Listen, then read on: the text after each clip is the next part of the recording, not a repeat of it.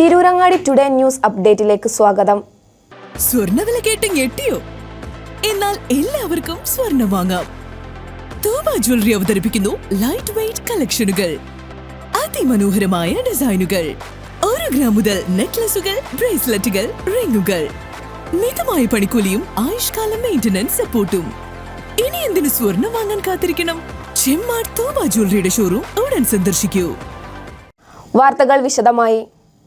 അന്യപുരുഷന്മാരുമായി ഇടകലർന്ന സ്ത്രീകൾ വ്യായാമം ചെയ്യരുതെന്ന കാന്തപുരം വിഭാഗത്തിന്റെ വിമർശനത്തിനെതിരെ MV ഗോവിന്ദന്റെ വിമർശനത്തിന് മറുപടിയുമായി മുസ്ലിം ലീഗ് സംസ്ഥാന ജനറൽ സെക്രട്ടറി PM.A. സലാം. മതപണ്ഡിതർ മതകാര്യം പറയുമ്പോൾ CPM എന്തിന് ഇടപെടണമെന്ന് അദ്ദേഹം ചോദിച്ചു.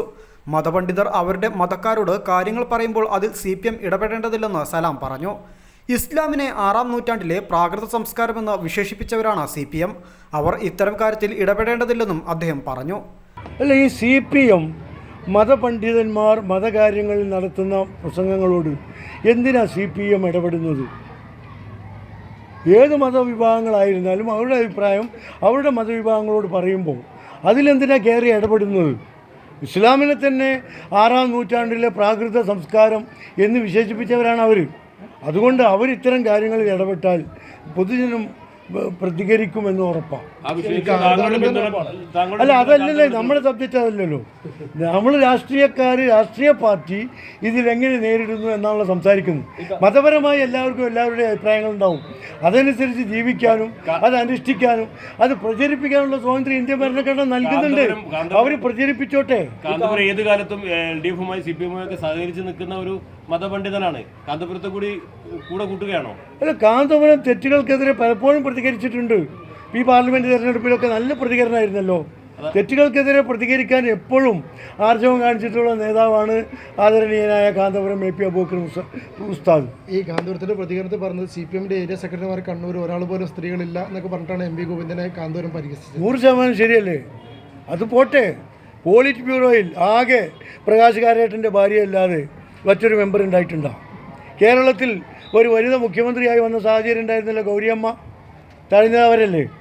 കഴിഞ്ഞ തെരഞ്ഞെടുപ്പ് കഴിഞ്ഞപ്പോൾ ശൈലജ ടീച്ചർ വളരെ വലിയ ആരോഗ്യമന്ത്രി, ഇപ്പോൾ CH റിപ്പോർട്ടൊന്നും വന്നിട്ടില്ല, എന്നിരുന്നാലും അവർ മുഖ്യമന്ത്രിയാവുമെന്ന് പ്രചരിപ്പിച്ചിരുന്നല്ലോ.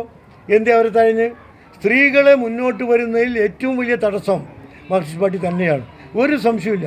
ഈ കാന്തപുരത്ത് അദ്ദേഹത്തിന് നിലപാട് പറയാൻ വിടട്ടെ എന്നതാണ് ലീഗിന്റെ നിലപാടല്ലേ? എല്ലാ മതവിഭാഗങ്ങൾക്കും, ഇസ്ലാമിന് മാത്രമല്ല ഹൈന്ദവത്തിലും ക്രിസ്തീയ മതത്തിലും ഒക്കെയുള്ള എല്ലാ മതവിഭാഗങ്ങൾക്കും അവരുടെ വിശ്വാസങ്ങൾ പ്രചരിപ്പിക്കാൻ പ്രബോധനം ചെയ്യാനുള്ള സ്വാതന്ത്ര്യം നമ്മുടെ ഭരണഘടന കൊടുക്കുന്നുണ്ട്.